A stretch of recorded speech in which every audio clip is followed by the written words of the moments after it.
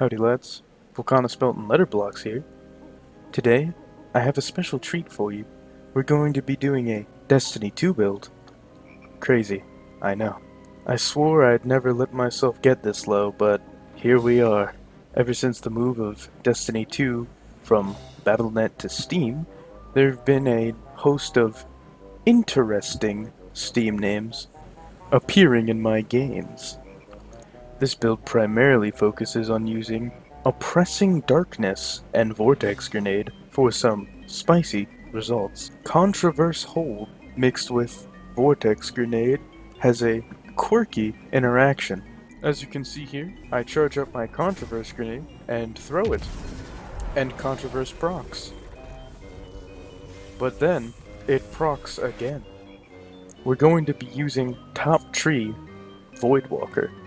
Now, this build does work with Bottom Tree Voidwalker, or at least I'd assume so, because well, I'm gonna be honest, I kind of just unlocked this stuff. I need to get that video out for the fat shadowkeep views. If you're running Top Tree Voidwalker, it's probably best to run Controverse Hold. If you're using Bottom Tree Voidwalker, I'd recommend Nezarec Sin. Now, this build is a bit of a glass cannon, so I'd recommend a Healing Rift, mainly because you have no survivability whatsoever, because we've spec'd fully into damage. Honestly, why wouldn't we?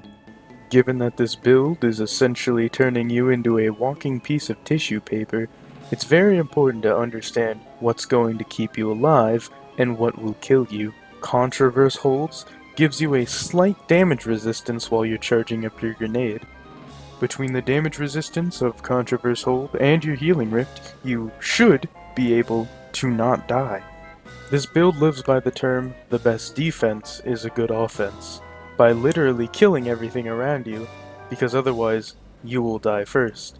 Ever since the changes brought with Shadowkeep, Destiny 2 is a kill or be killed world, and this build will definitely get you killed.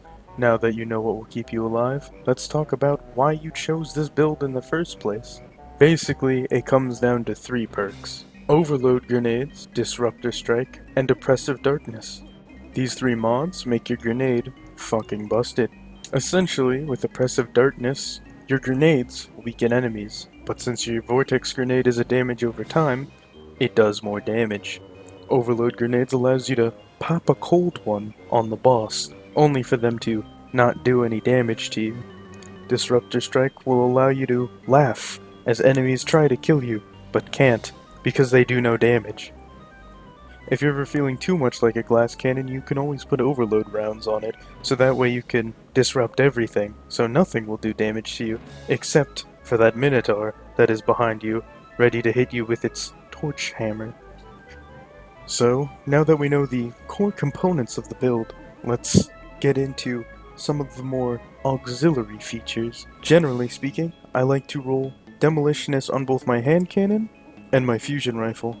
Now, why a hand cannon and a fusion rifle, you ask? Because of the enhanced perks, of course. Also, because of the enhanced fusion rifle loader, we end up in a situation where 1000 voices might actually be good for boss DPS, so feel free to slap it on if you'd like. After all, I'm not going to stop you. But that Nightfall boss that lives with 1 HP just to wipe your fire team just might. So, let's go down perks. If you're wondering as to why I'm using a sword, it's simple: Warlock skating. Now you might find it weird to run a melee-themed exotic, especially when you're considering that people born with lupus or polio probably have more survivability than you. But hear me out.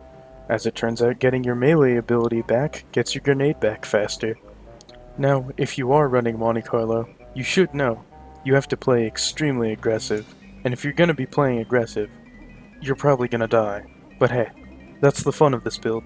After all, isn't Shadowkeep all about dying a lot or something? Now I know you guys are sick and tired of hearing me talk about this build, so I'm going to go ahead and show it off to you. I hope you enjoy the video, and remember to leave a rating and subscribe, because I am now a YouTube shill. Enjoy.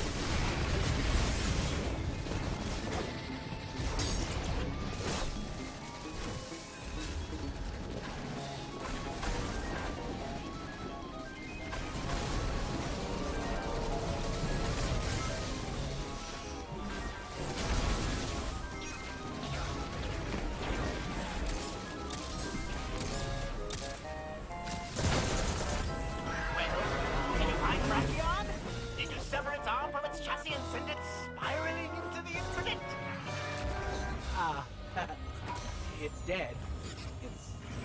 It's real dead.